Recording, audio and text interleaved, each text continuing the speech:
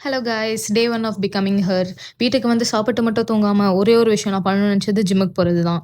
So S, first day ஜிம்முக்கு போனது நல்லா தான் இருந்துச்சு. போய் பார்த்தா ஜிம்மே கூட்டமாக இருந்துச்சு. சரி, எங்கே போய் நம்ம எல்லாரையும் வீடியோவில் இன்க்ளூட் பண்ணுறதுன்னு நான் மட்டும் என்னைய வீடியோ எடுத்துகிட்டு வந்துட்டேன். நல்ல ஒர்க் அவுட்டு, குட் ஸ்டார்ட்டு. அதுக்கப்புறமா நமக்கு தெரிஞ்சது முட்டை வாங்குறது மட்டும்தான். ஸோ முட்டை வாங்குறதுக்கு கடைக்குள்ள போனா, அது ஒரு சந்துல வச்சிருந்தாங்க. அங்க போயிட்டு ஒரு 20 முட்டைய பார்சல் பண்ணிட்டு, நம்ப அண்ணாட்ட குடுத்து அத பேக் பண்ணிட்டு, வீட்டுக்கு வந்து பார்த்தா இவன கொஞ்சம் வேண்டியதா இருந்துச்சு. சரி, இவனுக்கு கொஞ்சம் கொஞ்சல்ஸ போட்டுட்டு பிரேக்ஃபாஸ்ட் சாப்பிடுவோம் அப்படின்னு பிரேக்ஃபாஸ்ட் ப்ரிப்பேர் பண்ணி சாப்பிட்டேன்.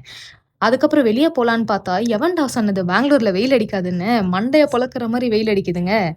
அதுக்கப்புறம் வீட்டுக்கு வந்து எங்க அம்மா குடுத்த சாம்பார் சாதத்த சாப்பிட்டு ஒரு அமிர்தம் ஃபீல்ல அப்படியே ஒரு தூக்கத்த போட்டுட்டு, சாயங்காலமா நாங்க 2 பேரும் ஒரு வாக் போனோம். சுத்தி முத்தி எல்லாத்தையும் வேடிக்கை பார்த்துட்டு போனோம். இந்த சைட் நல்லா இருக்குல்ல. அப்புறமா பக்கத்துல இருக்க பார்லருக்கு போய் கொஞ்சம் பட்டி டிங்கரிங் வேலையெல்லாம் பார்த்துட்டு, அதுக்கு பக்கத்துல இருக்க ஒரு டீ கடைக்கு போய் டீ குடிச்சா, அது நல்லா இல்ல.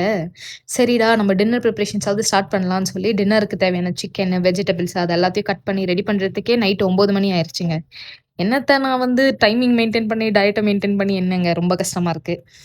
இத வேலையெல்லாம் முடிச்சுட்டு, அத திரும்பி பாயில் பண்ணி, அதுக்கப்புறமா சிக்கன வறுத்து, சப்பப்பா! எவ்வளோ வேல பண்ண வேண்டியதா இருக்கு. டின்னர் முடிச்சுட்டு, அதுக்கப்புறம் ரொம்ப டயர்ட் ஆயி நான் தண்ணி குடிச்சுட்டு தூங்கிட்டேங்க. ஸ்டே ஹைட்ரேட்டட், ஸ்டே டியூன்ட், பாய், டேக் கேர்.